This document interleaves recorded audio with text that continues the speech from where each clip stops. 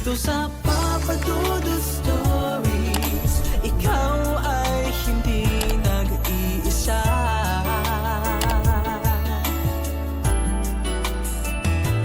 Dito sa Papa Dudut Stories, may nagmamahal sa'yo. Papa Dudut Stories, Papa Dudut Papa Dudut. Sa lahat po ng mga nakatutok ngayon, huwag pong kalimutan mag-like, mag-share at mag-subscribe. Maraming salamat po sa inyong lahat.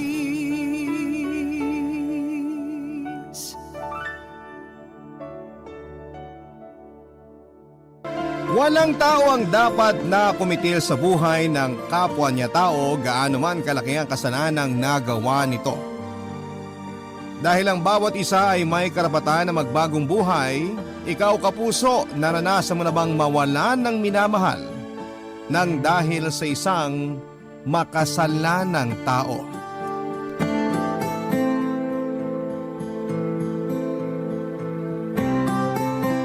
Ngayon, itago nyo na lamang po ako sa pangalang Myra, 60 years old, at isang dating manunulat sa local newspaper dito sa probinsya namin, na hindi ko na po babanggitin kung saan. Sa totoo lang, Papa Dudut, ay matagal ko na rin pong gustong sumulat dito sa inyong programa na Barangay Love Stories. Sadyang kinailangan ko lamang munang mag-ipon ng lakas ng loob para magawa at matapos itong sulat ko.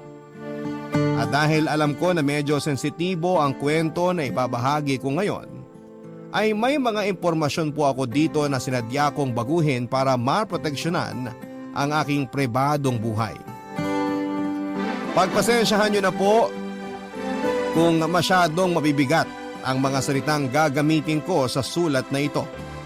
Dahil mabibigat din talaga ang mga pinagdaanan ko sa buhay ko.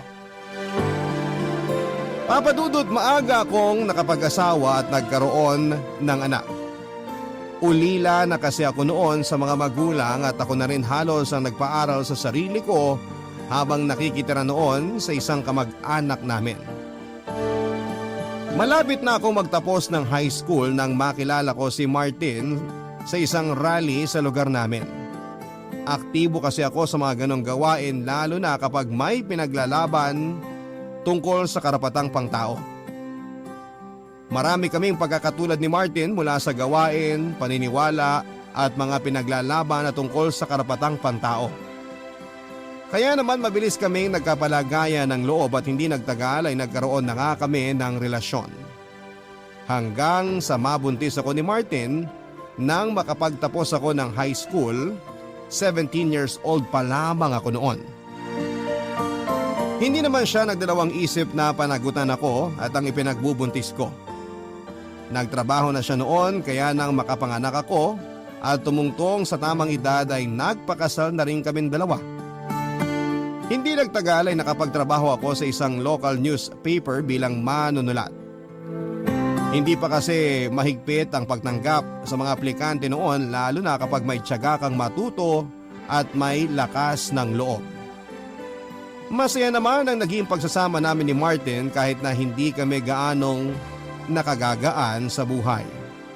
Kaya lang bago mag 3 years old ang anak naming si Kyla, ay namatay naman si Martin dahil sa isang aksidente, Papa Dudut. Sa minahan kasi siya nagtatrabaho at namatay siya noong gumuho ang kuweba kung nasaan sila na mga kasamahan niya. Nakuha naman namin at naipalibing ang katawan niya na wala ng buhay. Mula noon ay mag-isa ko nang tinaguyod ang anak kong si Kyla. Papa Dudut, napakahirap po ng lahat ng pinagdaanan ko. Napakahirap maging single parent. Pero walang hindi kakayanin basta para sa pinakamamahal kong anak, Papa Dudut.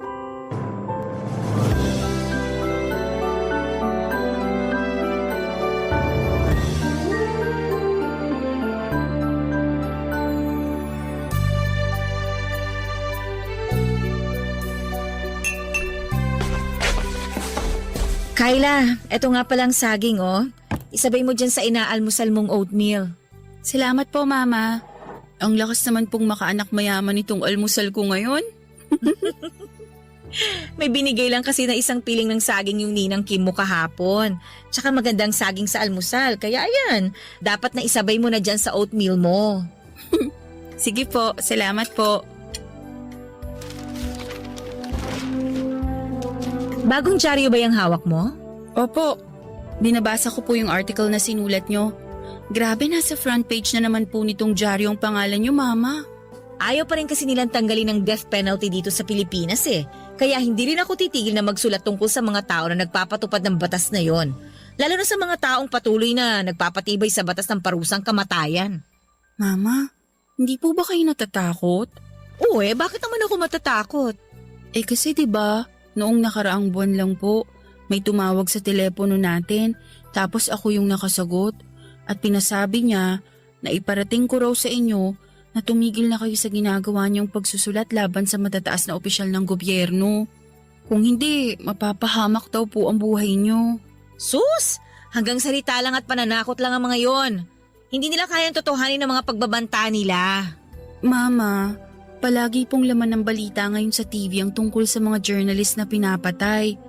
Natatakot po ako na baka dumating ang araw na totohanin ng mga nagbabanta sa inyong masamang balak nila. Huwag kang mag-alala sa akin, Kyla. Kaya ko namang ipagtanggol ang sarili ko. Kaya nga nag-aral ako ng martial arts noon para hindi ako kagad basta nalang masaktan ng ibang tao. Mahirap pa rin pong kalaban ng mga taong may masamang pakay. Hindi nyo alam kung anong mapanganib na armas ang pwedeng dala nila sa oras na lapitan nila kayo. Palagi rin naman ako may balisong sa bag ko.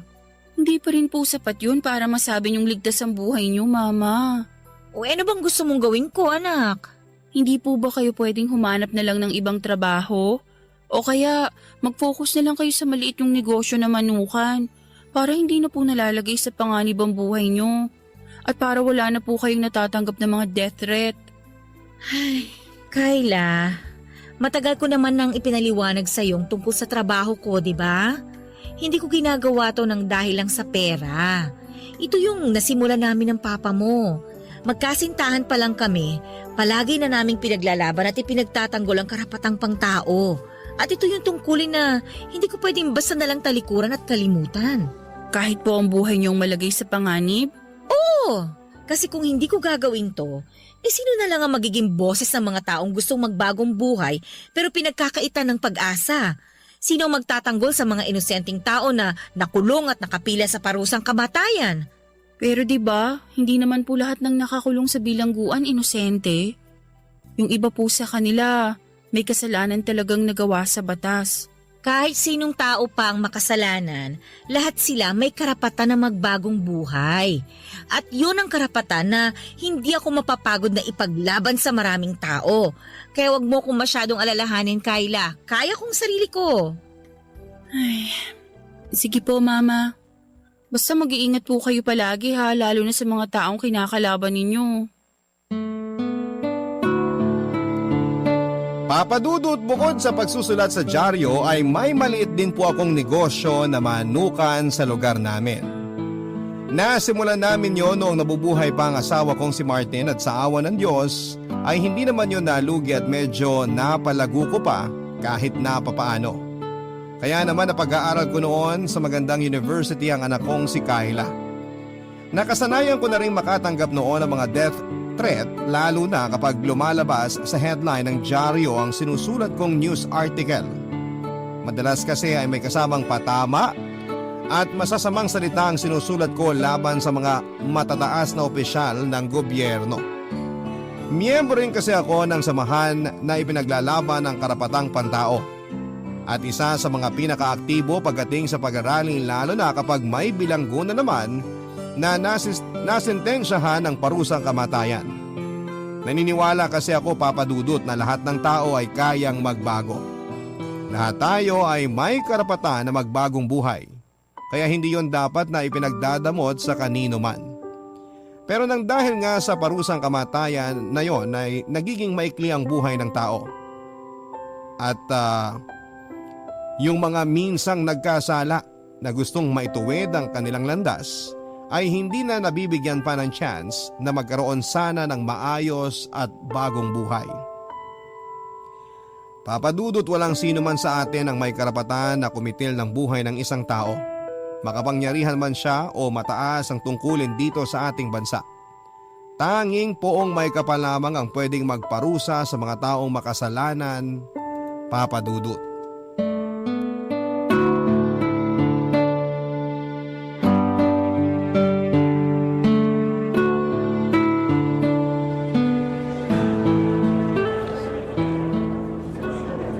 Uy, Myra! Buti naabutan pa kita dito sa kantin. Pasabay akong kumain. Sige lang Kim, kakasimula ko lang din namang kumain. Akala ko talaga mag-isa na akong kakain dito sa kantin. Kasi ang dami ko pang inedit dun sa article na sinulat ko. Hindi mo kasi tinapos kagad eh. Natambakan din kasi ako ng trabaho. Uy, pero napansin ko na parang good mood si Boss Mel kanina sa meeting, ah. Oo nga eh, napansin ko rin yun. Hindi nakakunot yung noo niya tapos hindi rin nagtataas ng boses. At minsan lang mangyari yun sa mga meeting natin. Sabi nga ng ibang kaopisina natin, pinaglihi yata ang mukha niya sa sama ng loob.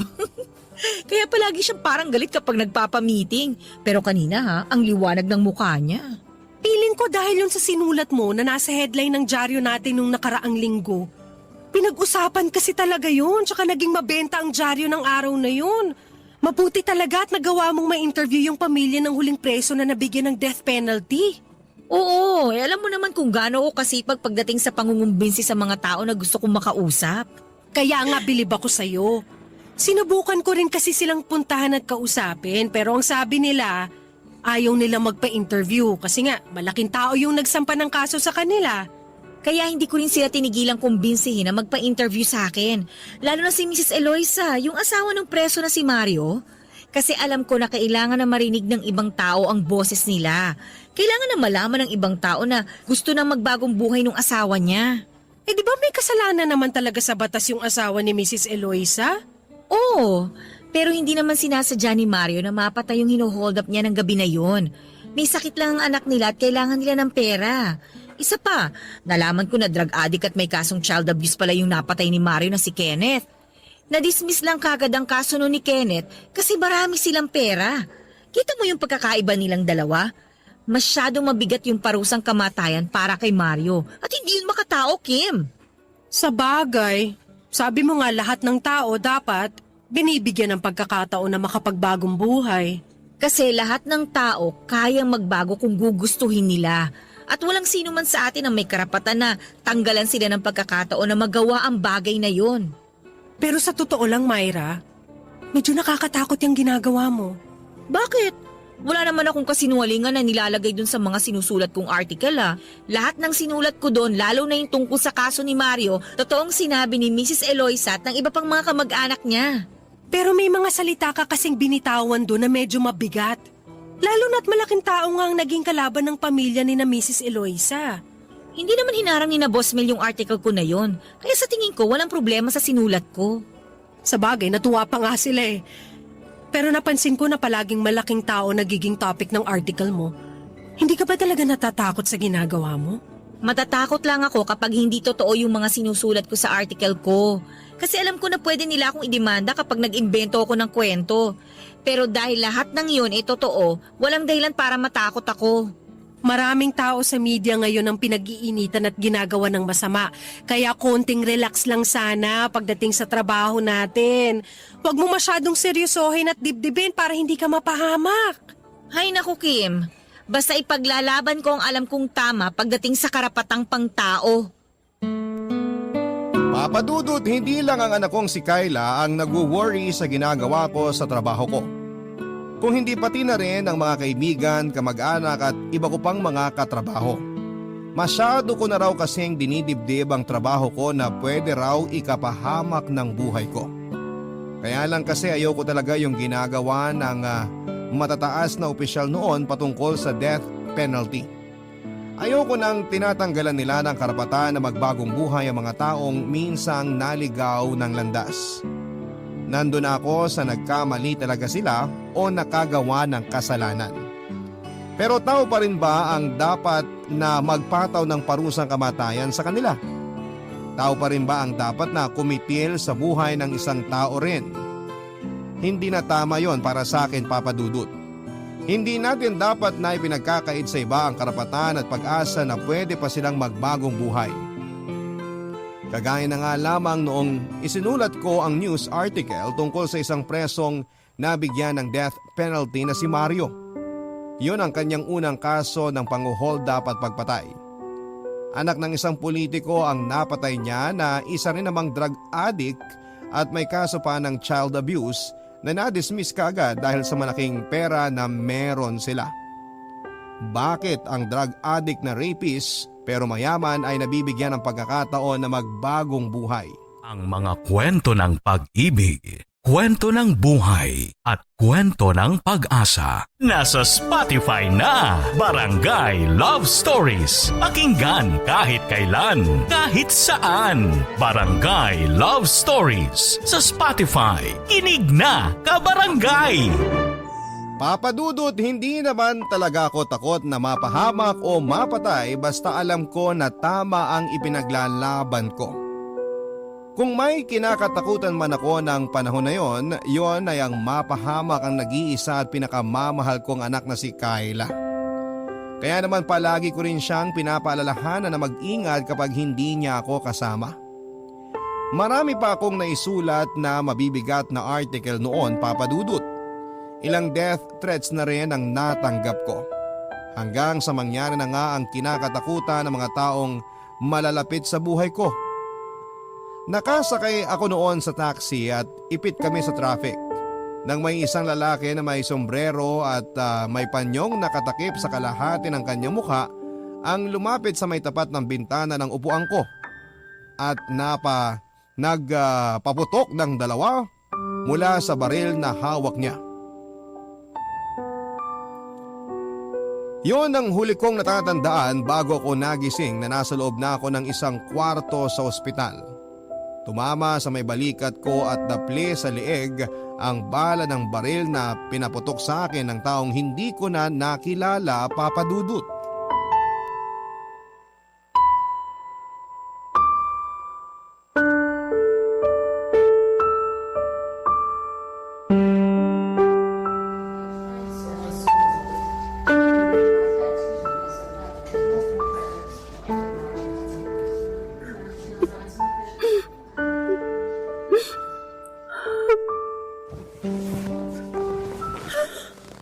Mama, mabuti po at nagising na kayo.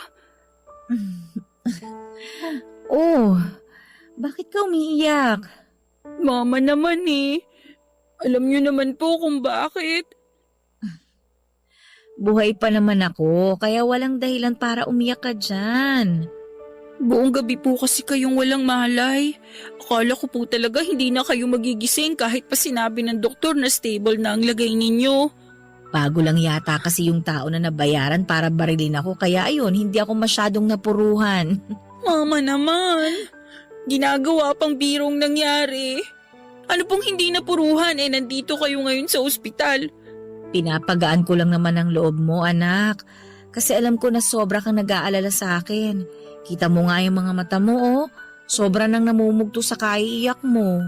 Kasi natakot po talaga ako nang may tumawag sa bahay at sabihin na nandito kayo sa ospital. Doon pa lang po, alam ko nang may nangyaring hindi maganda sa inyo. Tapos, hindi kaagad ako pinapasok ng doktor nung ginagamot nila kayo. Nakita ko na duguan kayo at pikit ang mga mata ninyo. Mama, akala ko po talaga. Akala ko po mawawala na kayo sa akin. Naku, ayan. Umiiyak ka na naman, anak. Naiiyak na rin tuloy ako dito. Aray ko. Mama, bakit po? Bigla kasing kumirot itong sugat ko. Yayakapin sana kita eh. Huwag na po muna kayo masyadong kumilos. Hahawakan ko na lang po tong kamay ninyo.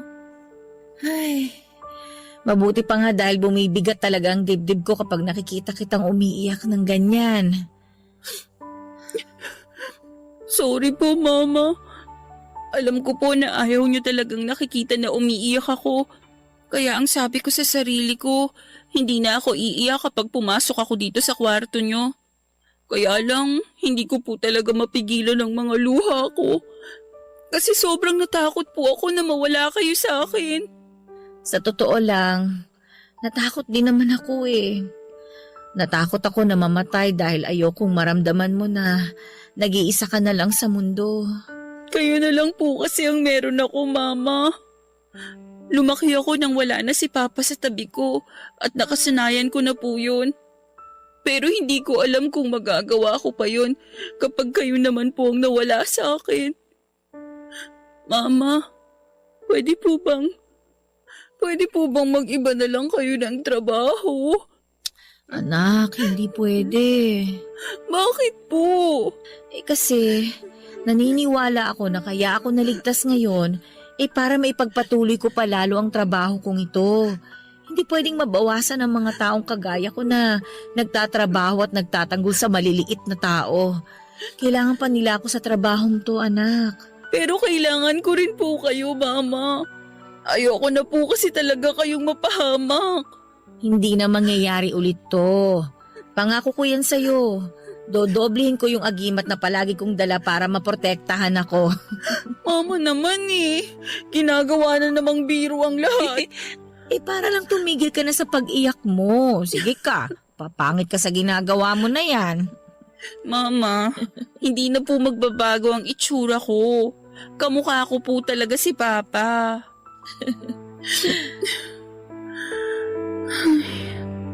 Mukhang hindi ko na po talaga mababago ang isip niyo. Pero sana po, Mama, mas ingatan niyo po ang sarili ninyo ngayon. Kasi hindi ko po talaga kakayanin kapag may nangyari pa ulit na masama sa inyo.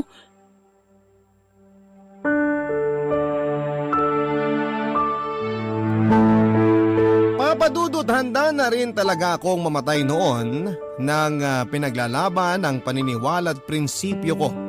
Pero alam ko na hindi pa handa si Kyla na maiwang nag-iisa sa buhay. Wala naman kasi kami halos sa malapit na kamag-anak sa lugar na tinitirhan namin. Kaya sa kanya talaga ako mas nagwo-worry sa oras na may masamang mangyari sa akin noon. Ganon pa man ay hindi rin ako umalis sa trabaho ko sa kabila ng makailang ulit na pakiusap sa akin ni Kyla.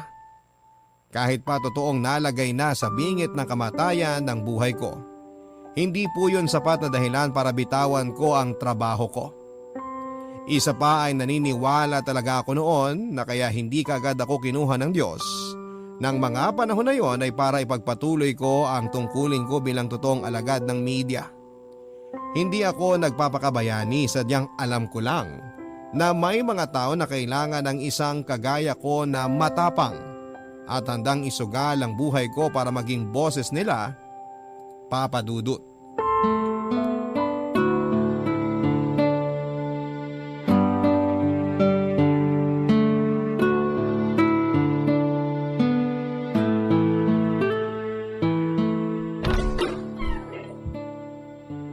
Mama, dahan-dahan lang po sa paglalakad.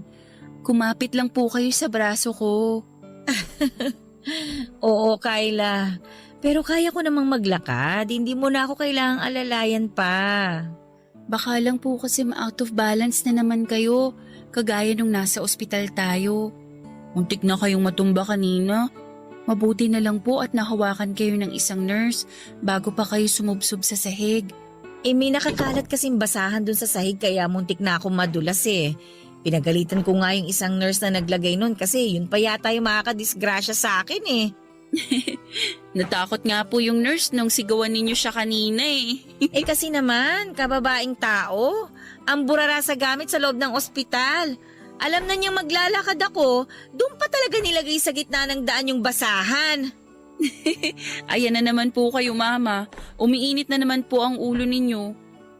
Eto po, aalalayan ko na kayong makaupo dito sa sofa. Dahan-dahan lang po. Yan. Ay, salamat anak ha.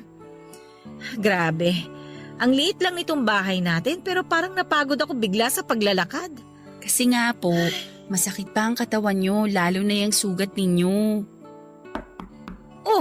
Tao Ang aga naman ang bisita natin na kumakatok sa pinto. Kayla? Parang boses po yun ni Ninang Kim, Mama. Puntahan ko lang po siya, ah.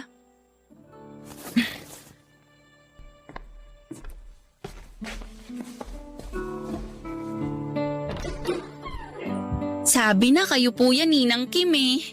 Mano po? Kaawaan ka ng Diyos.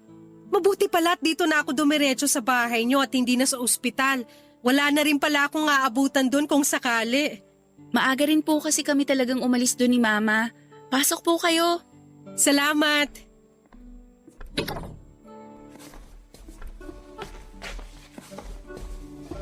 Mama, magtitimpla lang po ako ng kape para sa inyo ni Ninang Kim. Maiwan ko po muna kayo dito sa sala, ha. Salamat anak ha. Oh, Myra! Nakakatuwa naman at mukhang malakas ka na ulit. Ganun talaga kapag may agimat na palaging dala. Yun pa rin ba yung agimat na binigay sa atin nung matandang na interview natin? Tungkol sa pagkamatay ng anak niya? Oo, yun nga.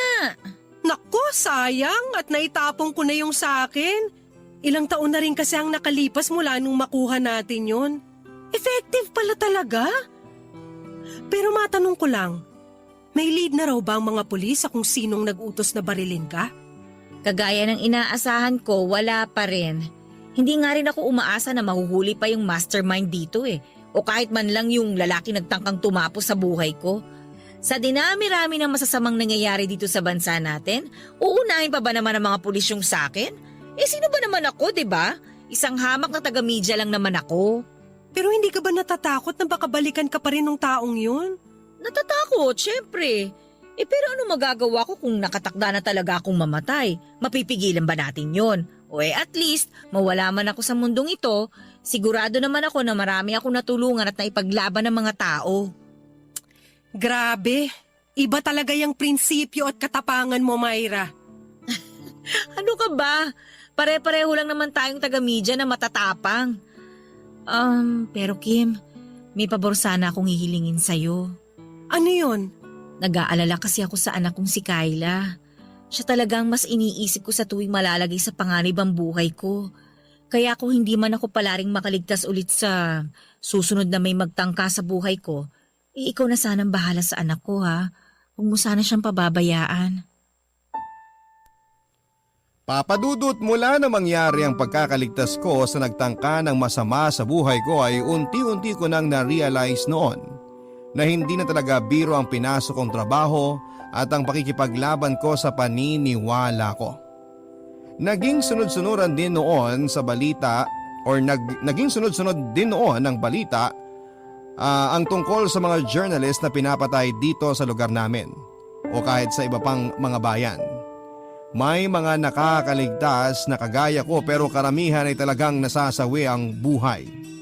Pakiramdam ko tuloy noon ay palaging may nakaabang sa akin sa labas ng bahay namin. O kaya ay may nagmamatsyag sa akin sa labas ng opisina. Hindi ko alam kung napaparanoid lamang ako pero palagi kong nararamdaman noon na hindi na talaga ligtas ang buhay ko. Kaya naman bago pa man may masamang mangyari sa akin noon ay pinagplanuhan ko na mga bagay o tao na maiiwan ko kung sakali man na mamatay ako, Papadudot. Kasama na nga sa mga plano ko noon ay yung nag-iisang anak ko na si Kayla.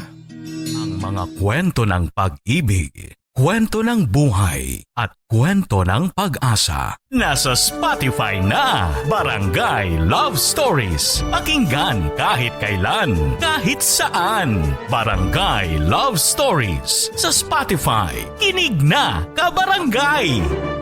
Sa totoo lang, Papadudot, ay hindi naman talaga ako naniniwala sa mga agi-agimat na yan.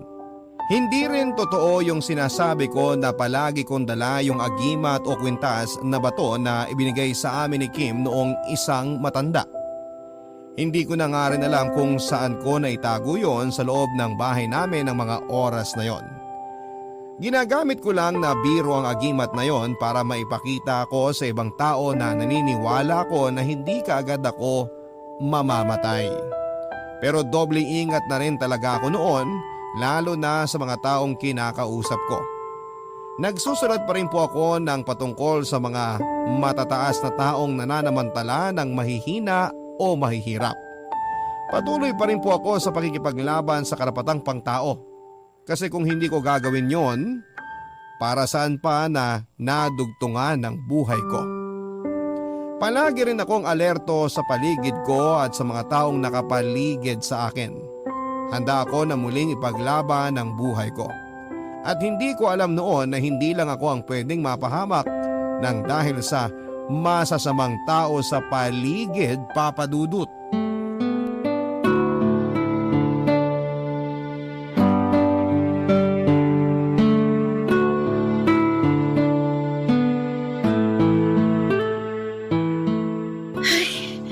Nasaan na kaya si Kyla? Anong oras na pero hanggang ngayon wala pa rin siya dito sa bahay. Ay, si Kyla na siguro yung kumakatok sa pinto.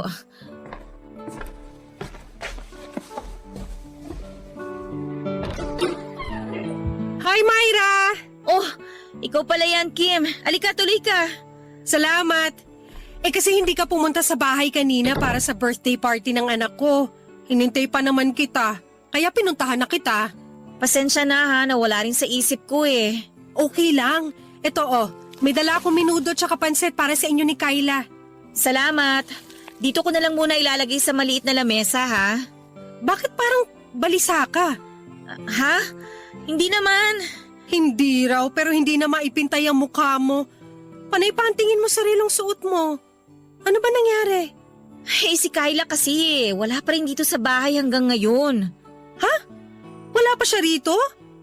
Akala ko maaga lang siyang natulog kaya mag-isa ka lang rito sa sala niyo. Ayun na nga pasado 8:30 na pero hindi pa rin siya nakakauwi. Baka naman nasa school pa yon at may tinatapos pa na klase. Alam ko ang oras ng klase ni Kyla. Hanggang 6:00 lang ng gabi ang pinaka-late tapos ng klase niya. Baka may ginagawa silang school project kasama ng ibang kaklase niya. Kahit anong school project pa yon, hindi siya magpapaabot ng ganito kalalim na gabi sa labas ng bahay. At kung mangyari man yon, gagawain ng paraan para makatawag sa telepono namin dito. Hindi pa naman masyadong malalim ang gabi, Myra. Huwag ka na masyadong mag-alala. Baka pauwi na rin ang anak mo. Ewan ko ba, Kim? Iba kasi yung kabang nararamdaman ko ngayon. Ayoko mag-isip ng masama pero natatakot talaga ako Huwag ka masyadong magpadala sa mga naiisip mo. Makakauwi ng maayos ang anak mo kaya relax ka lang dyan. Oh, nagri-ring na ang telepono nyo. Sigurado ko na si Kyla na yung tumatawag. Ay sige, sandali lang ha, sasagutin ko. Hello, Kyla? Hello, ma'am.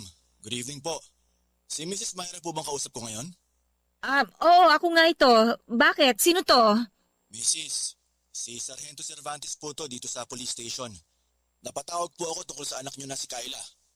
Nakuha ko po ang impormasyon nyo sa ID na nasa loob ng bag ng anak nyo. Bakit? Ano nangyari sa kanya? Mrs., mabuti pa po siguro kung pumunta na lang kayo sa address ng morgue na ibibigay ko sa inyo. Ha? Morgue? Bakit siya nandun? Nasa school lang yung anak ko Baka nagkakamali lang kayo ng tinatawagan. Mrs., pumunta na lang po kayo sa address na ibibigay ko sa inyo para magkaliwanagan po tayo. Hindi! Sabihin mo kung ano nangyari sa anak ko! Nasaan ba siya? Ipakausap mo siya sa akin! Gusto ko makausap yung anak ko! Nasaan si Kyla? Ay, wag po sana kayong mabibigla. Pero wala na po ang anak nyo, Mrs. Nakita po siya na wala ng buhay sa isang bakanteng lote.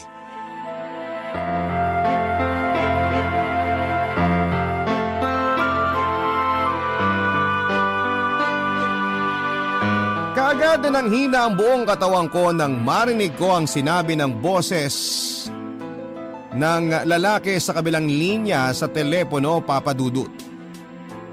Pinilit kong hindi maniwala sa sinasabi niya dahil alam ko na malaki ang posibilidad na nagkakamali lamang sila. Sigurado ako na hindi ang anak kong si Kyla ang tinutukoy nila na nakitang katawan sa bakanteng lote at sigurado ako na buhay pa ang anak ko. Mabuti na lamang, Papa Dudut, kasama ko noon sa bahay si Kim dahil baka tuluyan na akong nawala ng malay sa kakaiyak kung mag-isa lamang ako. Hindi naman siya nagdalawang isip na samahan ako sa address na ibinigay sa akin ng kausap kong pulis sa telepono. Sa isang morgue yon na hindi kalayuan mula sa amin. Nang makarating kami doon at makapasok sa loob ay mas dumoble ang panginginig ng katawan ko nang makita ko ang katawan na natatakpan ng puting tela at medyo maduming kumot, Papa Dudut. Sa sukat pa lamang ng katawan na yon ay hindi na ako pwedeng magkamali. Pero nananalangin pa rin ako noon na sana'y hindi talaga si Kyla ang nagmamay-ari ng katawan na yon. Hanggang sa halos panawa na ako ng ulirat na pilit kong pinigilan nang tanggalin na ang kumot at tuluyang bumungad sa akin ang mukha ng pinakamamahal kong anak. Awang-awa ko sa sinapit at itsura ng anak ko, Papa Dudut. Duguan ang ulo niya na parabang ilang beses na pinukpok. Bugbog din ang mukha niya, punit ang blusa niya at may ilang saksak sa tagiliran at wala na siyang suot na pang-ibaba. Grabe yon, Papa Dudut. Para bang nararamdaman ko ang hirap na pinagdaanan niya noon bago siya binawian ng buhay, bago siya patayin ng demonyong nagsamantala sa kanya. Sinabi sa akin ng pulis noon na may lead na sila kung sino ang gumawa noon sa anak ko. Isang tricycle driver na bagong laya mula sa kulungan dahil sa nauna niyang kaso na may kinalaman sa droga at pangmumolestya. At sa pangalawang araw ng burol ng anak ko ay tinawagan ako ng pulis para ipalam sa akin na nahuli na nila ang drug addict na namantala at kumitil sa buhay ng anak kong si Kyla, Papa Dudut.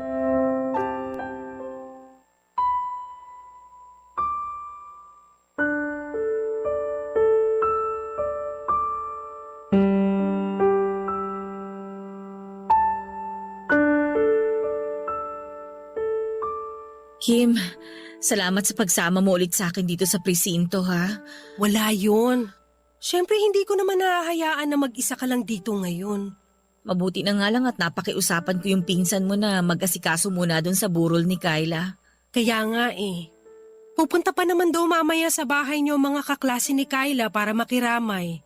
Sigurado naman ako na maaabutan pa natin ang mga batang yun pagbalik natin sa bahay. Oo, kasi ang alam ko nag-aalala din sila sa'yo. Pero Myra, sigurado ka ba na kaya mo na siyang harapin ngayon? Oo, kaya ko. May ibang araw pa naman na pwede mo makilala ang suspect na yun. Hindi na ako maghihintay pa ng ibang araw. Pero pwede naman nating ipagpaliban na lang muna to para kahit paano... Hindi na kailangan, Kim. Kakayanin ko to. O sige, basta nandito lang ako sa likod mo.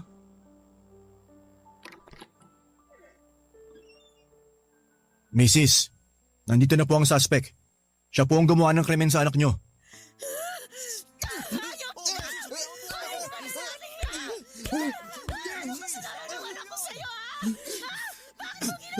Tama na yun! Pasensya na po, ma'am. Pasensya? Pasensya kasi pinagsamantalahan at pinatay mo ang anak ko! Alam mo ba kung ilang taon pa lang siya? 17! 17 years old pa lang anak ko pero binaboy at pinatay mo siya! Pinatay mo ang anak ko! Hayop ka! Ma'am, pasensya na po talaga. Pero wala po ako sa sarili ko nung gawin ko ang bagay na yun. Wala sa sarili pero ilang beses mong sinaksak ang anak ko! Hindi ka ba nakontento? Pinukpok mo pa ng bato ang ulo niya! Tao ka ba talaga, ha? O demonyo ka na sumabi sa katawan na yan! Ma'am, pasensya na po talaga. Pinagsisisihan ko na po ang nagawa ko sa anak niyo. Patawarin niyo po sana ako. Kapag ba pinatawad kita ngayon, mabubuhay pa ang anak ko! Ha? May babalik mo pa ba ang buhay ng anak ko? Ha? Sabihin mo sa akin! Sabihin mo sa akin, demonyo ka!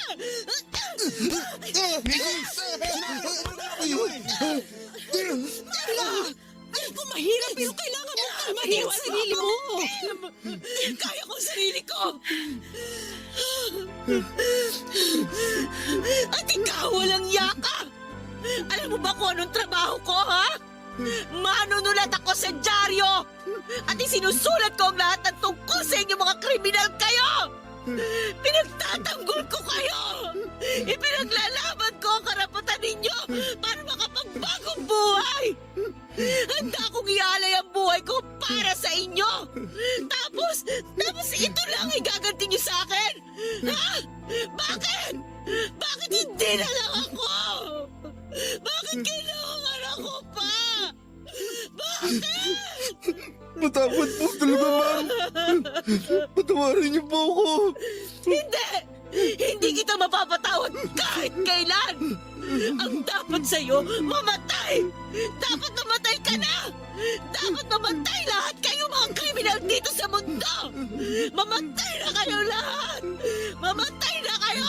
Mamatay na kayo! Mamatay na kayo!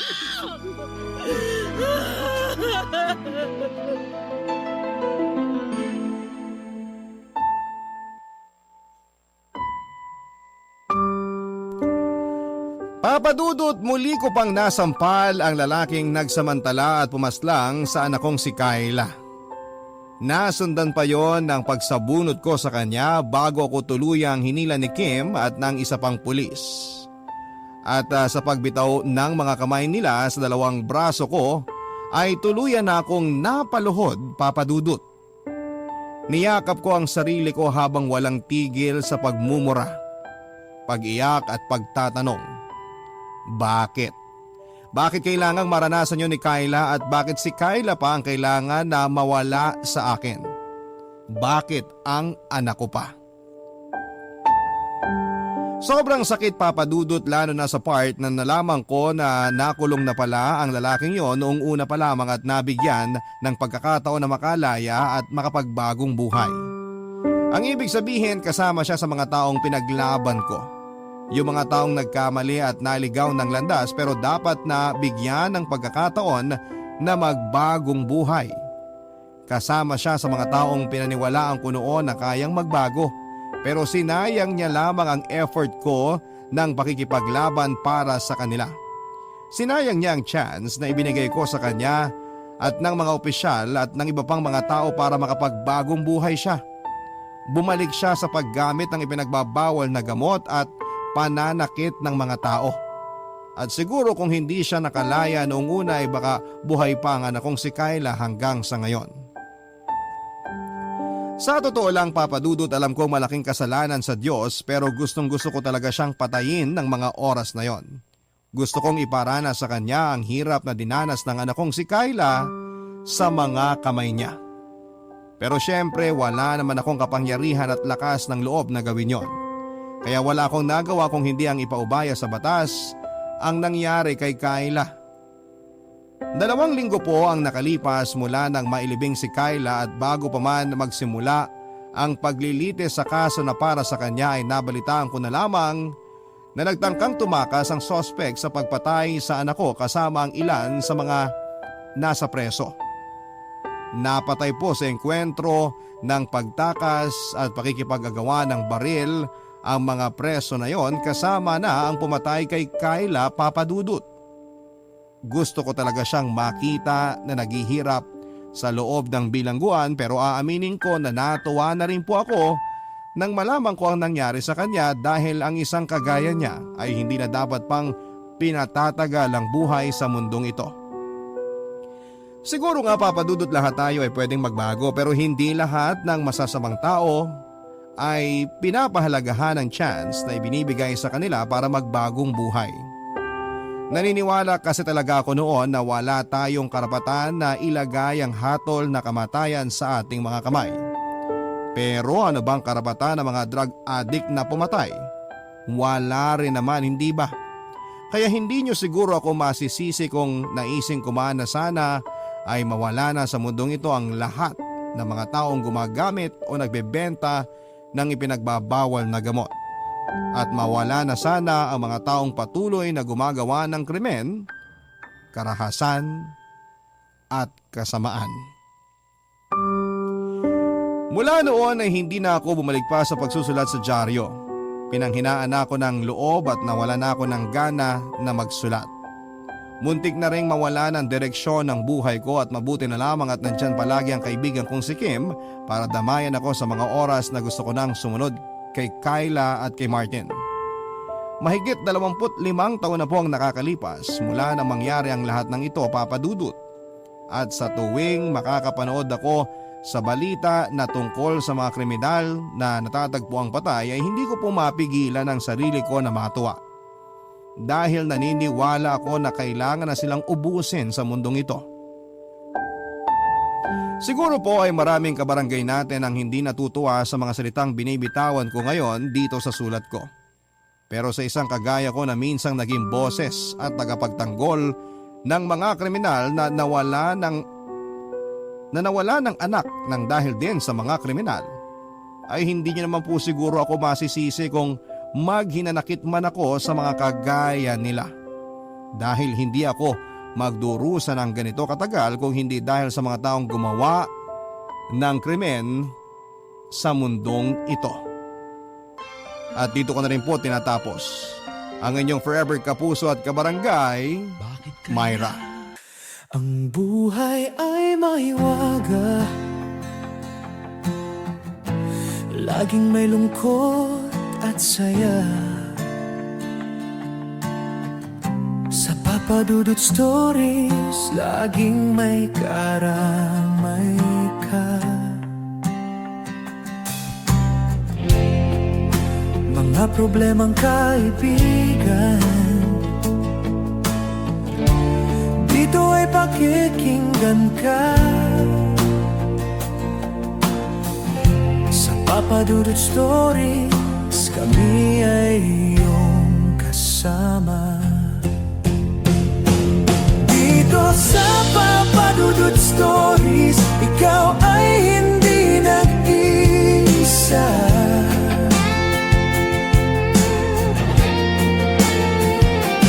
Dito sa Papa Dudut Stories, may nagmamahal sa'yo.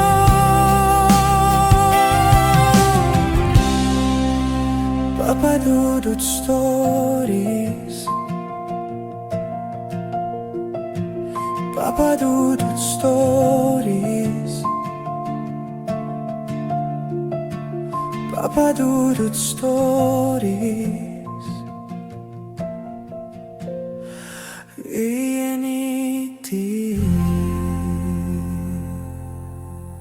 Dito sa Papa Dudut Stories, ikaw ay hindi nag-iisa.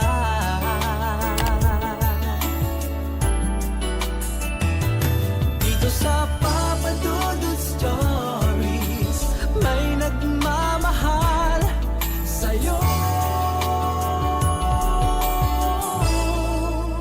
Papa Dudut Stories, Papa Dudut Stories. Sa lahat po ng mga nakatutok ngayon, huwag pong kalimutan mag-like, mag-share at mag-subscribe. Maraming salamat po sa inyong lahat.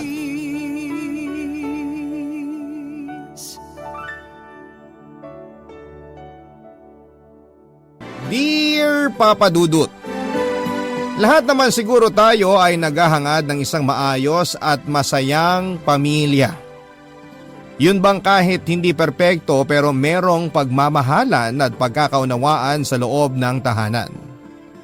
Mahalaga yon sapagkat sa pamilya nagsisimulang hubugin ang karakter at pagkatao ng isang bata na siguradong dadalhin niya hanggang sa kanyang pagtanda. Bago ko simulang ibahagi ang aking storya ay nais ko munang magpakilala sa inyo, Papa Dudut. Ako si Isaiah, 36 years old at isang digital arts and graphic designer. Pero noong araw ay nagtatrabaho rin ako bilang isang call center agent sa Makati at doon ko nakilala ang wife kong si Linda. Sa kasalukuyan ay meron na kaming isang anak na lalaki at sa kabila ng pandemyang pinagdaraanan ng mundo ay magkasama at magkatulong kami ng misis kong itaguyod ang aming maliit na pamilya.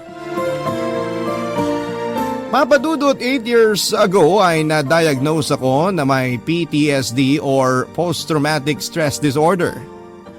Nagsimula yon sa pamilyang kinalakhan ko. Bata pa lamang ako ay nakakaranas na ako na bugbugin, maltratuhin ang sarili kong ama. Oo, isang abusive person ang tatay Hector ko. Bukod sa akin ay malimit din niyang sinasaktan ang nanay Miranda ko. Lalo na kapag nagtatalo sila tungkol sa pera o mga bisyo ni tatay. Bukod po sa pamimisikal ay minumura at hinihiya rin kami mag-ina ni tatay at sa murang edad na 17 years old ay walang araw sa buhay ko na hindi ko hiniling sa Diyos. Na sana'y pinanganak na lamang ako sa ibang pamilya o hindi na lang sana ako isinilang pa.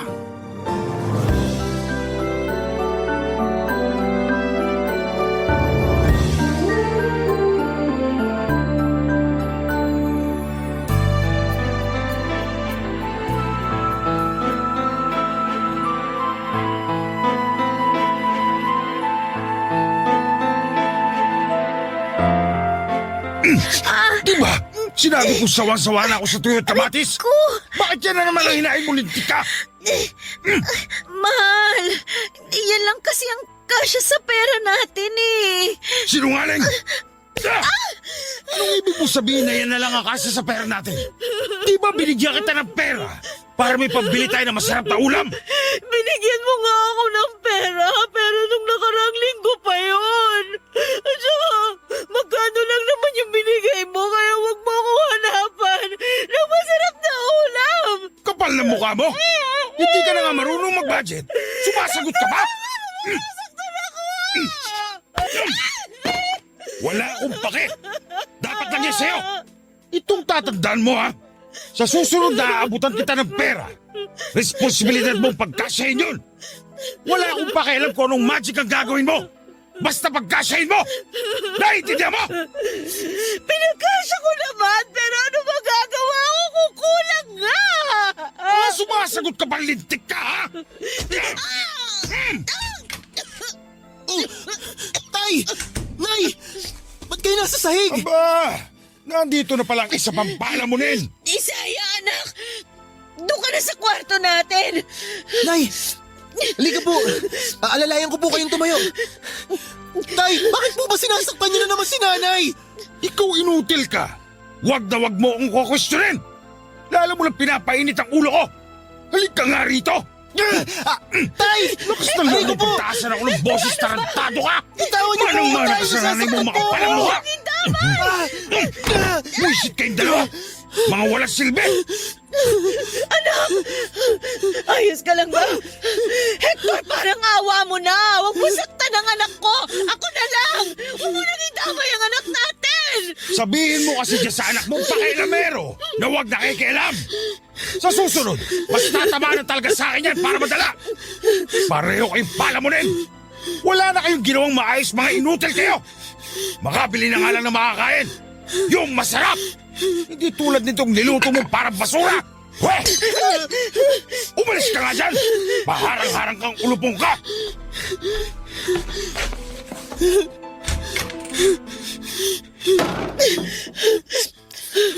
Isaya, anak, umalis ng tatay mo. Sana. Nay! Bakit po hindi na lang natin iwan si tatay? Tinan niyo, ang dami niyo na namang pasa at sugat. Anak, hindi ko kayang iwan ng tatay mo dahil mahal ko siya. Tsaka, ayos lang naman ako eh, kahit na madalas niya akong saktan. Nay, ano po bang pinagsasabi niyong mahal niyo pa rin si tatay? Hindi niyo po ba nakikita kung gaano siya kasamang tao? Anak, hindi totoong masama ang tatay mo. Mainit lang ang ulo niya kasi hindi masarap yung ulam na niluto ko eh. Kasalanan ko yun. Kaya dapat lang naman talaga na saktan niya ako kasi nagkamali ako eh. Nay, ano ba naman po kayo? Naiintindihan niyo po ba yung mga pinagsasabi niyo? Maniwala ka, anak. Mabait ang tatay mo. Tsaka alam ko na mahal niya ako katulad ng pagmamahal ko sa kanya. Kaya huwag mo na ulit sasabihin sa akin na iwan siya, ha? Dahil hindi mangyayari yun, anak. Itinadhana kami ng tatay mo na magsama habang buhay. Sa hirap at sa ginhawa. Dahil yun ang sinumpaan namin noon sa simbahan. Alam mo anak, tandang-tanda ko pa nung ikinasal kami. Yun yung pinakamasayang sandali ng buhay ko.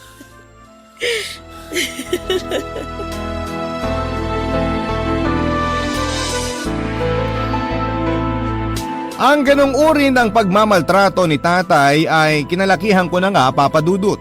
Maraming beses ko na rin namang ginusto na umalis sa amin para takasan ang kamay na bakal ng sarili kong ama, subalit ayoko namang iwanan ang aking nanay, Papa Dudut. At dahil hindi rin naman niya kayang iwan noon si tatay dahil sa bulag niyang pagmamahal, para dito ay ako naman ang nagsasakripisyo.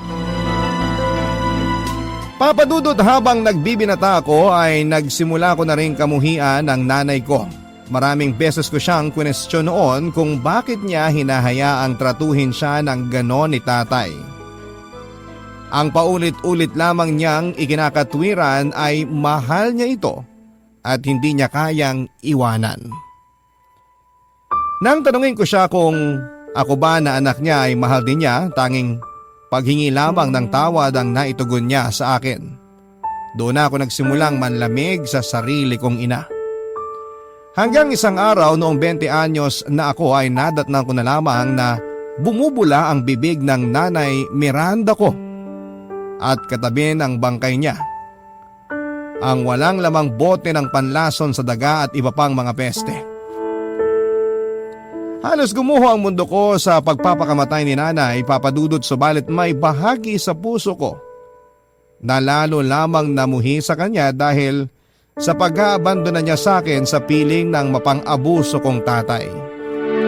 At hindi nga ako nagkamali dahil simula noon ay ako na ang naging sentro ng pangbubugbog ng sarili kong ama.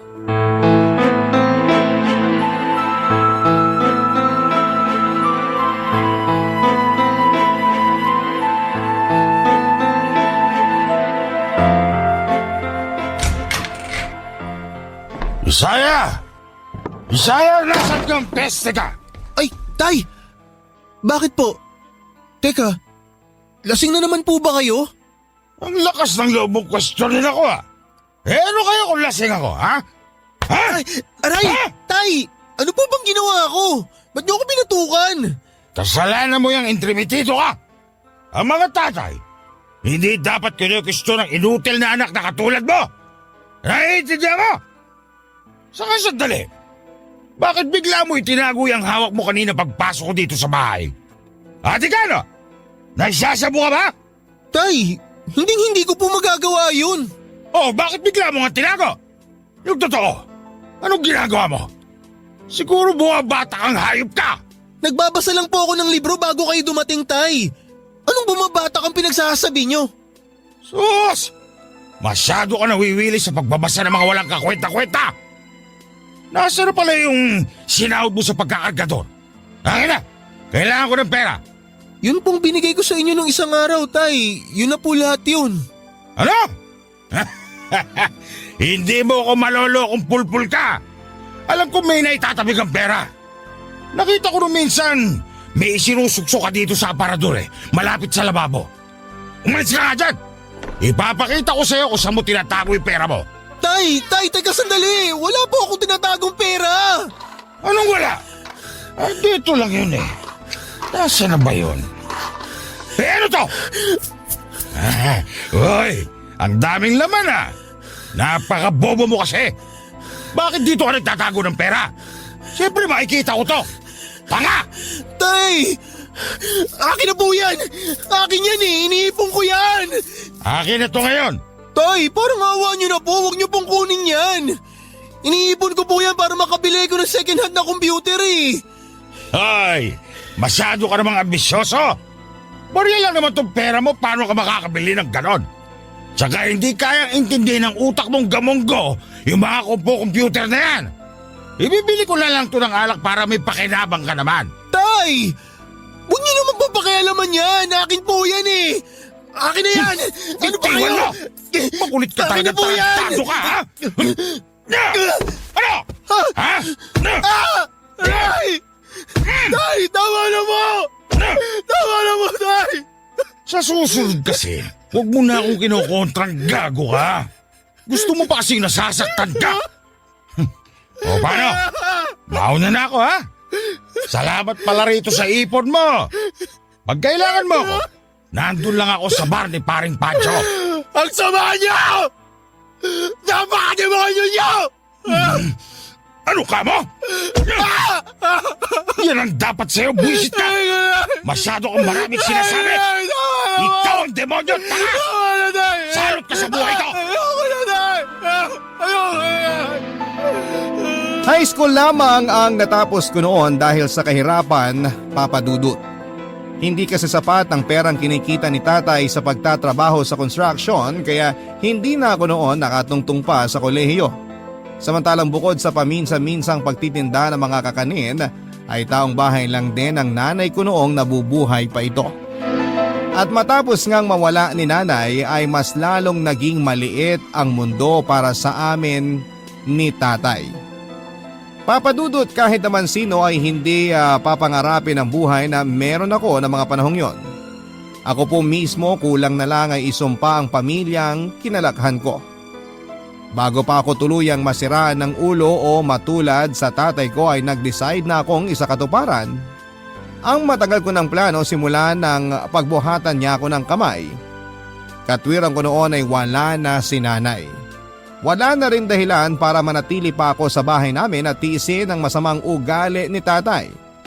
Kaya naman kesa tapusin ang sarili kong buhay, naisip kong lumayas na lang sa amin noon, Papa Dudut. Ang mga kwento ng pag-ibig, kwento ng buhay at kwento ng pag-asa. Nasa Spotify na, Barangay Love Stories. Pakinggan kahit kailan, kahit saan. Barangay Love Stories sa Spotify. Kinig na, kabarangay! Matapos kong lumayas sa bahay namin noon, akala ko ay mapapariwara na ako. Ilang buwan din kasi akong natulog sa kalsada bago may isang mabuting tao na nagmanasakit sa akin at tinulungan ako makapasok sa isang shelter. Sa naturang shelter na yon ay pinag-aral ako ng mga kurso na pwede kong magamit para ako ay makapaghanap ng trabaho. At mas nag-focus ako noon sa mga training nila na may kinalaman sa pag-call center. Hindi nga nagtagal sa aking pagsisikap at paggabay ng mga taong nakilala ko na may malasakit ay tuluyan na nga akong nakapagtrabaho noon sa isang malaking call center company sa Makati. Papa Dudut, sino mag-aakala na noon pa lang pala magsisimula ang pinakamasayang sandali ng buhay ko. Matapos ko ngang piliing takasan ang masalimuot kong nakaraan, kaya ang sarap isipin na meron pa palang buhay sa labas ng mapang-abuso naming tahanan. Nagsikap ako noon sa pagtatrabaho at ang malaking bahagi ng sweldo ko ay inilalaan ko sa shelter na tumulong sa akin upang marami pa silang kabataang katulad ko na matulungan din. Samantala sa naturang kumpanya rin na aking pinagtrabahuhan ay nakilala ko naman si Linda. Kapwa ko siya agent, maganda, matalino at punong-puno ng pagmamahal ang pagkatao ni Linda. Hindi nagtagal ay niligawan ko siya, sinagot naman niya ako. Tumagal ng 6 taon ang relasyon namin at pagkatapos nga ay nag-propose na ako ng kasal sa kanya. Bagay na hindi rin naman niya tinanggihan. At pagkalipas lang ng 1 taon matapos kong mag-propose ay kinasal na nga kami, Papa Dudut.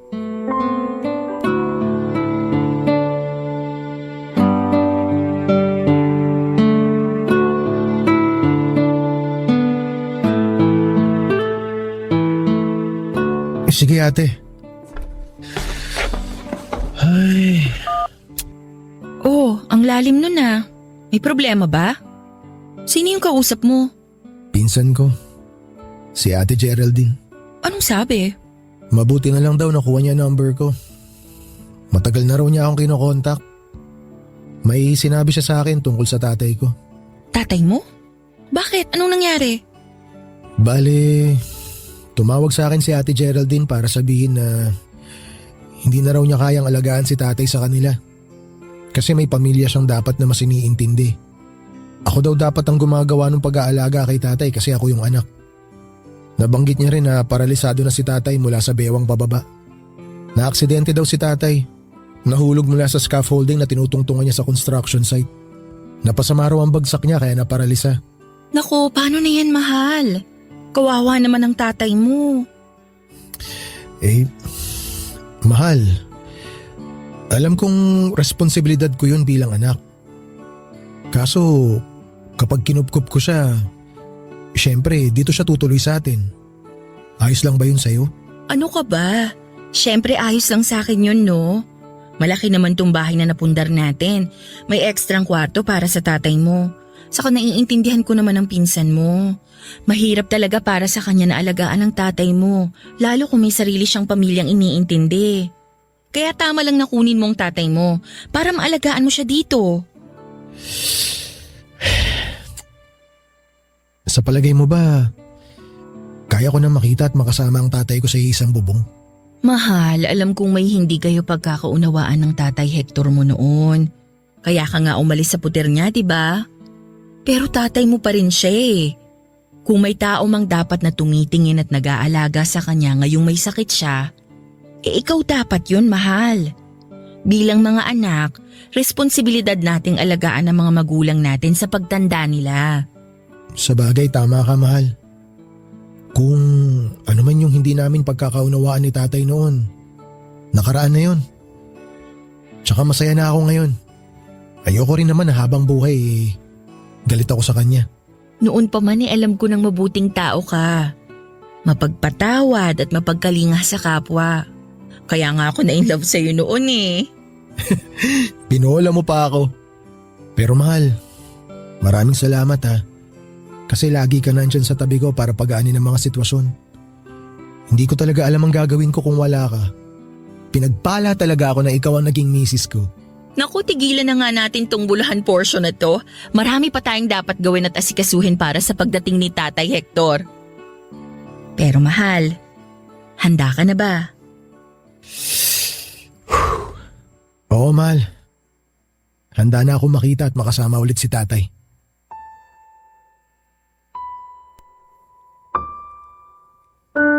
Sa kabila ng pinagdadaanan ko ay natutunan ko sa shelter kung saan ako noon nanatili ang tungkol sa konsepto ng pagpapatawad.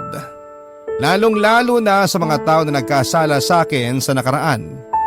Kaya nga sinubukan ko ring patawarin noon si nanay dahil sa ginawa niya sa aking pag-iwan sa poder ni tatay nang tapusin niya ang sarili niyang buhay. At aaminin ko na mas gumaan ang dibdib ko dahil nabawasan kahit papaano ang mga dinadala ko noon. Kung tutuusin, kahit na masakit ang nangyari sa nanay ko, ay naging dahilan naman yon para mailigtas ko ang sarili ko mula sa aking tatay. At hindi mas magiging maayos ang estado ng buhay ko ngayon kung hindi rin yon nangyari. Kaya nga totoo na nangyayari ang mga bagay dahil may rason. Papadudot ng may kasal nga kami ni Linda ay pareho naming desisyon na huwag munang magkaroon ng anak ng panahon na yon. Dahil gusto muna naming i-enjoy ang buhay namin bilang mag-asawa.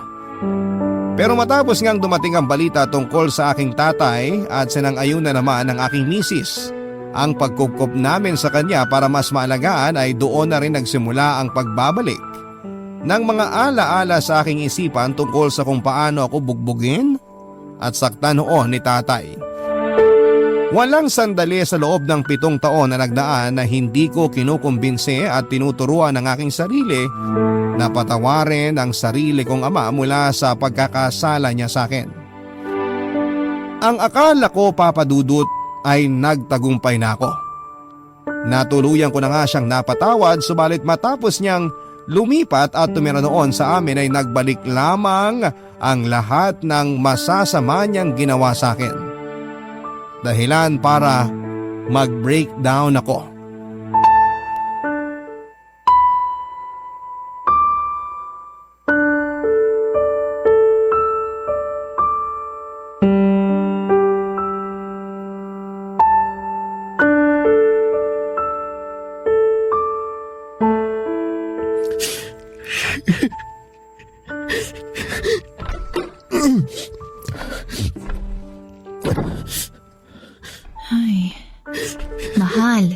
Hindi ka pa bababangon?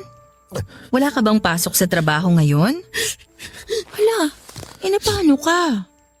Uy, mahal, bakit ka umiiyak? Mahal, akala ko handa na ako eh.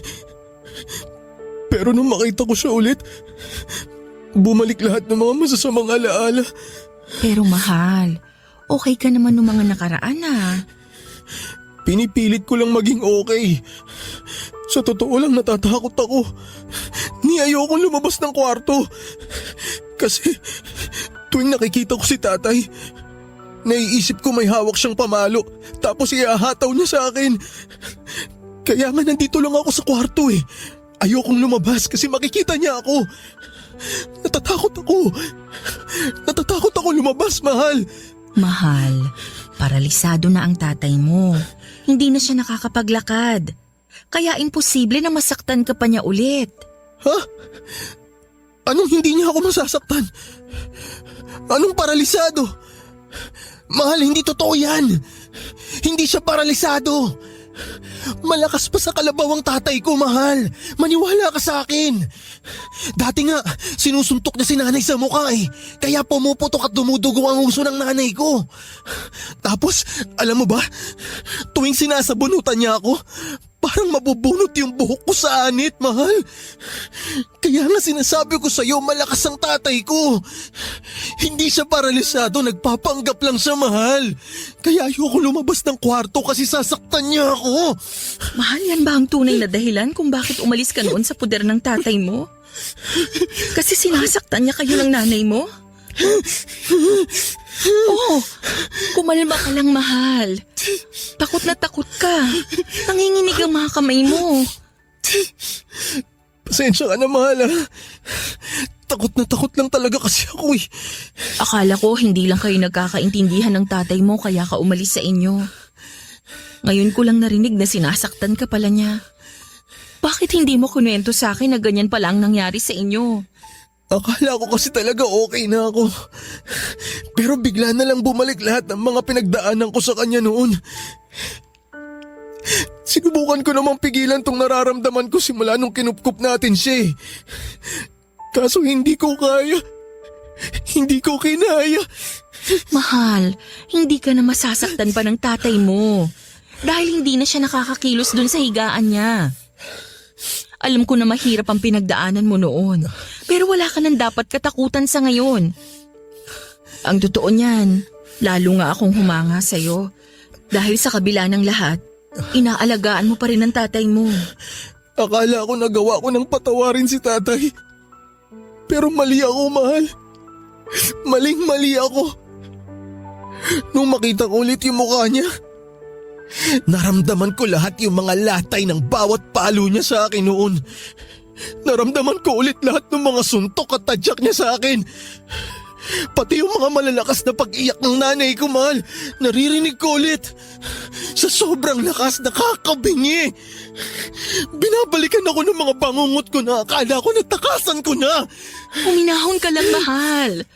Di ba sinabi ko na sa'yo na hindi mo na kailangang matakot? Kasi hindi ka na niya masasaktan. Hindi ka na mag-isa ngayon, mahal. Kasama mo na ako. Ipinapangako ko, hindi ka na masasaktan ng tatay mo. Paano ba may pagmamalaki ng isang batang lumaki sa mapang-abusong pamilya ang sarili niyang mga magulang? Yan ang dahilan ko noon kaya mas pinili kong huwag magbahagi ng aking nakaraan sa ibang tao. Bukod doon ay tinanim ko na rin sa isipan ko na patay na ang dating ako at gusto ko nang magkaroon ng panibago at maayos na pagkatao na malayo sa pananakit at pagmamaltrato. Yun din ang dahilan kaya hindi ko idinitalye kay Linda ang lahat tungkol sa pinagdaanan ko sa tatay ko.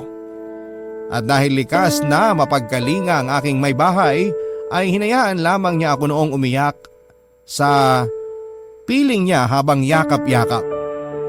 Ipinangako niya sa akin na hindi na ako masasaktan ng sarili kong ama. Dahil bukod sa paralisado na ito at wala ng silbi ay kasama ko siya at lagi lang daw siya sa aking tabi. Kaya wala na raw akong dapat nakatakutan pa, Papa Dudut. Kaya lang, akala ko ay makukumbinsi ako ng mga salitang yon ni Linda.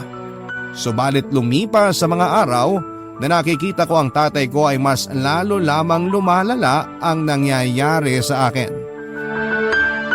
Hindi ako mapanatag, Papa Dudut. Balisa din ako at palaging natatakot. Mas lumala din ang hallucinations ko at pagwo-worry na baka anumang sandali ay maulit na naman ang pananakit sa akin ng tatay ko. Doon na nga lalong nagsimulang magbago ang pagkatao ko.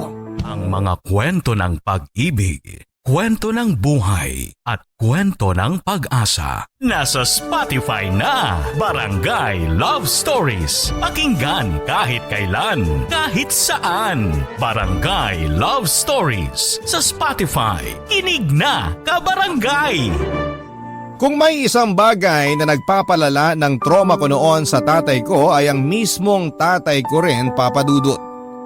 Paralisado na nga ang kalahati ng kanyang katawan subalit matalim pa rin ang kanyang dila at mapang-insulto pa rin siya kung tumingin.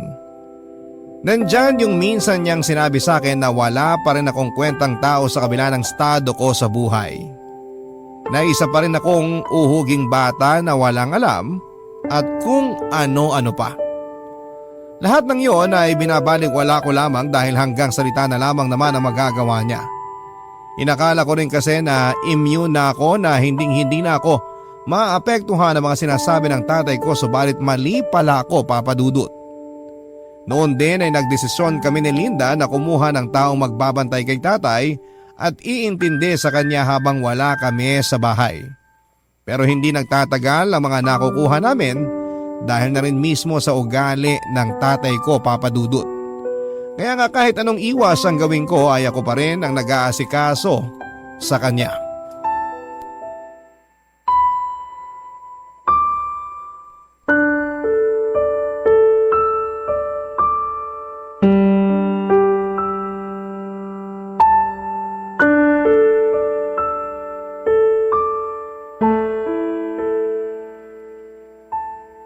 Ay, Tay!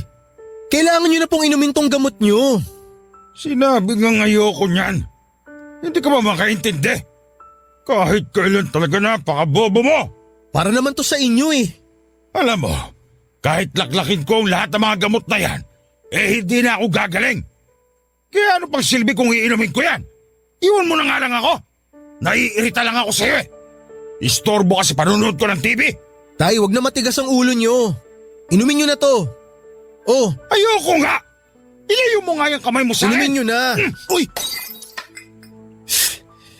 Kayo na nga tong iniintindi, kayo pa nagmamalaki. Napakawalang utang na loob nyo. Sinabi ko ba sa'yong intindihin mo ako? Sinabi ko ba na asikasuhin mo ako? Alam mo, ayos na ako nun kina Geraldine eh. Kung bakit kasi kinuha ko mo ako doon, buwisit ka. Hoy! Para sabihin ko sa'yo, sa totoo lang, masayang masaya ako nung naglayas ka. Ano sabi mo? Masayang masaya ka pa? Ha? Wala ka talagang konsensya? Hindi ka man lang nag-alala para sa anak mong demonyo ka? At bakit ako mag-aalala sa'yo? Matagal ko na kayang gustong idispatsa ka sa bahay at buhay ko. Mabuti na lang nakapag-isip ka rin ng matino at ikaw na ang kusang umalis. Ang totoo niyan, akala ko patay ka na. Pero biruin mo yon, buhay ka pa palang lintik ka. Lakas din ang swerte mo, no? Ako naman ang minamalas kasi nakita ko pa yung pagbumukha mo. Napakawalang hiya mo talagang matanda ka eh, no? Ha? Ha? Anong gagawin mo? Sasaktan mo ako? Sa bagay, yan lang naman ang kaya mo eh. Ang manakit ng paralisado. Hindi ka na talaga nagbago. Kahit kailan, kampon ka talaga ni Satanas. Wala ka talaga kahit nakatiting na respeto sa sarili mong anak eh, no? No? Bitiwan mo kung hayop ka! Bitiwan mo ako huwag sabi! ka pumiglas! Bakit? Kinakabahan ka na ba? Ha? Kinakabahan ka ba na sasaktan kita? Oh, ano natatakot ka? Natatakot ka na ngayong matanda ka na at paralisado ka na hindi ka na makalaban? Ha? Kinakabahan ka kasi inutil ka na? Ha? Nag-aalala ka na babawian na kita sa lahat ng mga pananakit mo sa amin ni nanay noon? Ha? Walang hiya ka! Bastos! Walang modo! Ikaw ang walang modo! Hayop ka talaga! Ganito mo na ako itrato porket hindi na ako makalaban! Kung alam ko lang na magiging ganyan kapag tanda mo, sana nung bata ka pa lang, biniti na kita patiwarik! Sana nga pinatay nyo na lang ako noon! Sana nga! Para hindi ko na naranasan ang lahat ng pang-aabuso ninyo! Ano? Masakit ba? Ha? Masakit ba na hindi mo kayang lumaban? Ha? Masakit ba na maging inutil? Ha? Ano?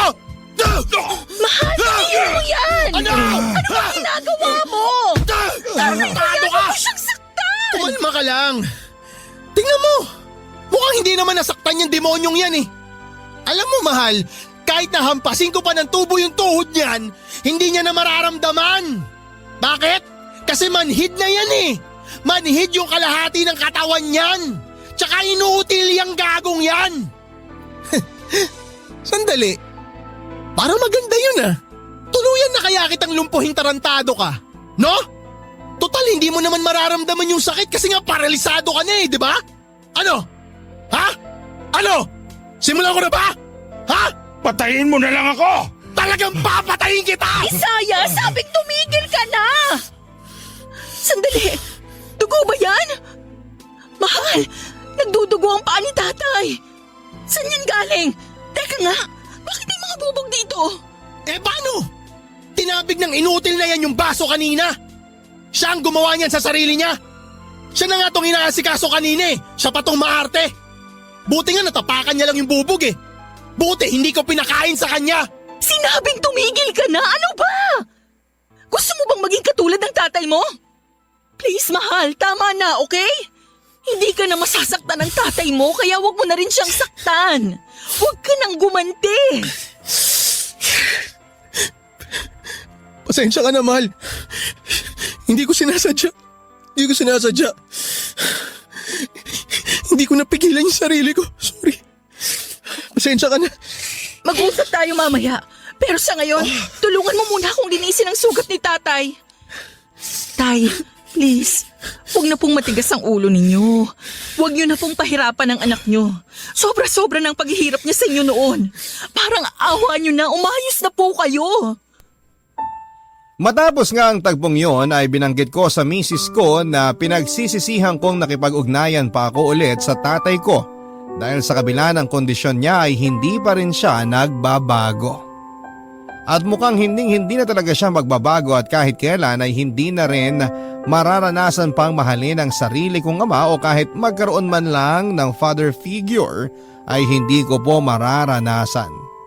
At bukod doon ay lalong lumala ang pag-iisip ko ng hindi maganda na baka isang araw ay magkatotoo ang sinabi sa akin noon ni tatay na dahil anak niya ako at nananalaytay sa ugat ko ang dugo niya ay tiyak na hindi rin ako naiiba sa kanya. Na kahit na anong gawin kong pilit na magpakabuti ay darating din ang araw na mas hihigitan ko pa raw ang sungay niya. Papadudot, takot na takot ako noon at labis na naapektuhan ang buong sistema ko. Madalas ako noong nagkukulong na lamang sa kwarto para lang wag kong makita o makasalamuha ang tatay ko dahilan para hustong mag-alala sa akin ang misis ko. Doon na rin niya na isipan na kausapin ang malalapit naming kamag-anak na hindi nga magandang ideya ang pagkupkup namin sa tatay ko at kung maaari ay ilipat na lamang ang pag-aalaga nito sa kanila. Tutulong na lamang kami sa mga gastusin ng mga pangangailangan at gamutan ni tatay. Pero hindi yon nangyari dahil ilang linggo lang ang lumipas mula ng aming malalang engkwentro ay inatake naman sa puso si tatay habang natutulog dahilan para hindi na siya magising at tuluyan ng sumakabilang buhay. Ang pangyayaring yon ang naging mitya upang tuluyan akong malugmok, papadudot. At kahit na matapos ilibing noon si tatay ay wala pa rin akong kagana-gana sa buhay at mga bagay na dati kong ginagawa.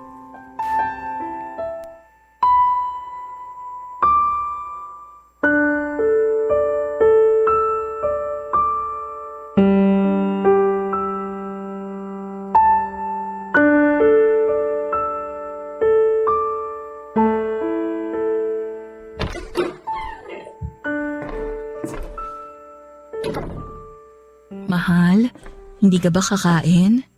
Handa na ang hapunan.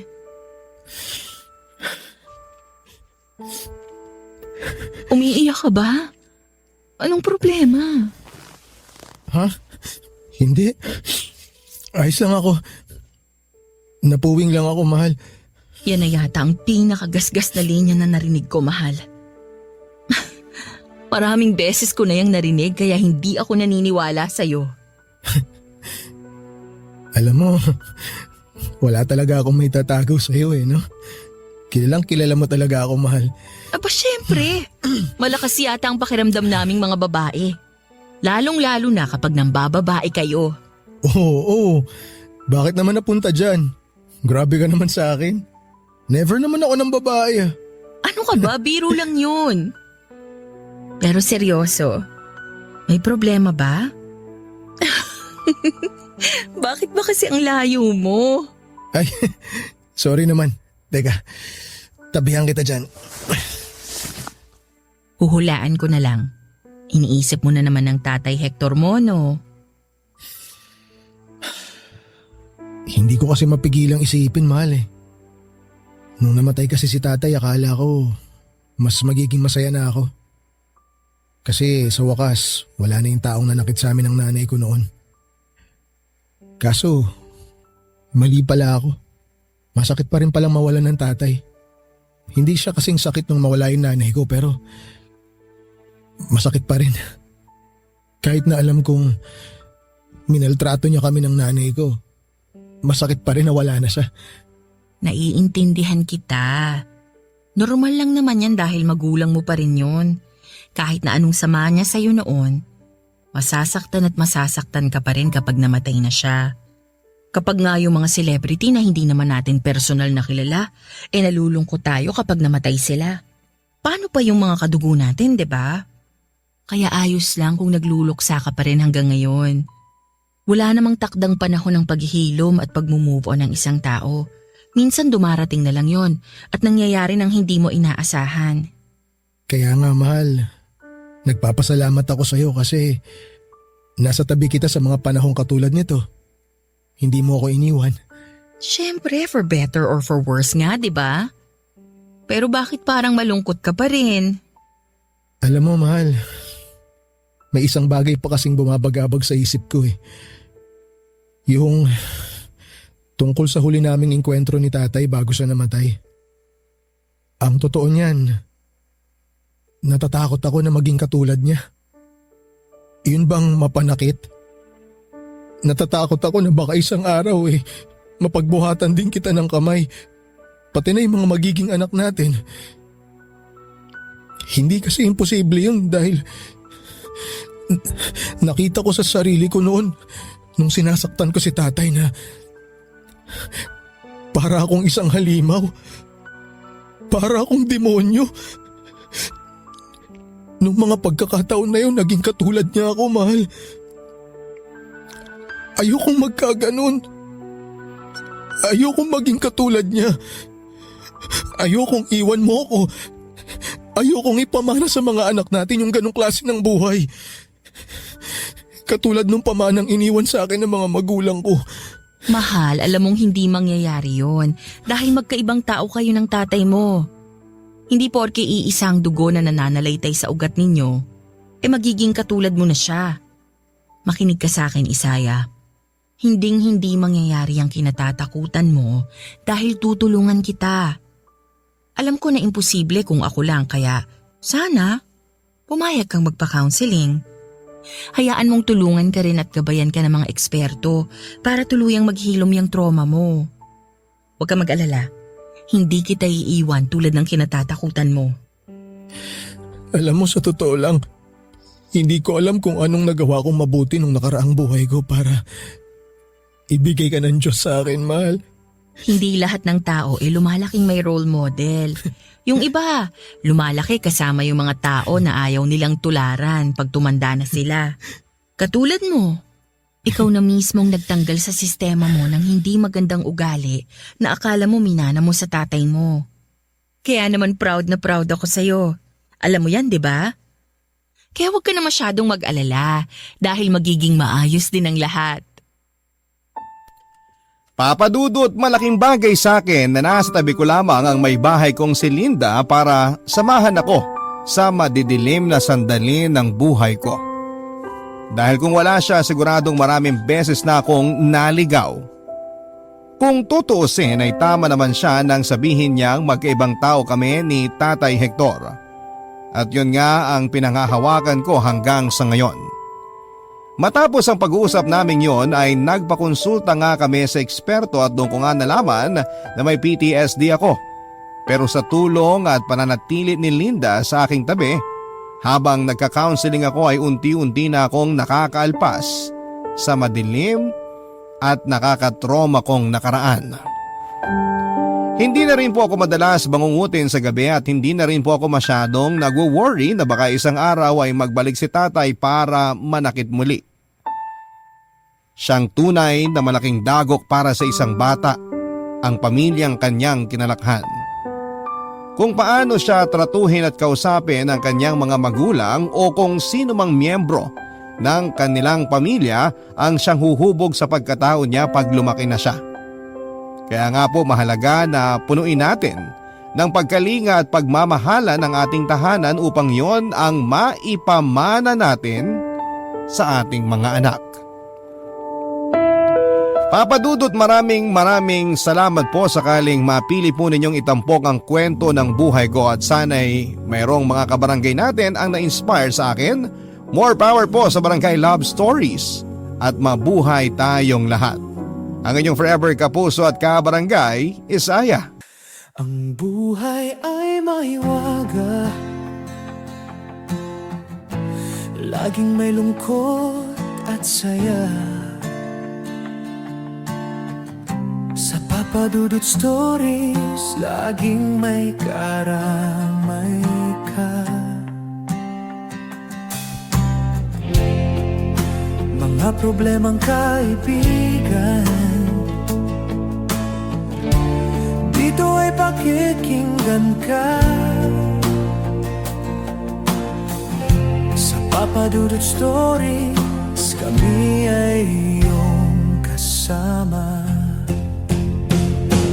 Dito sa Papadudot Stories, ikaw ay hindi nag-iisa.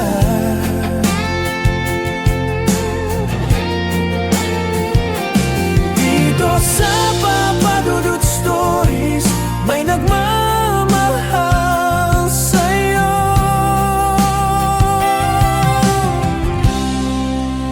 Papadudot Stories,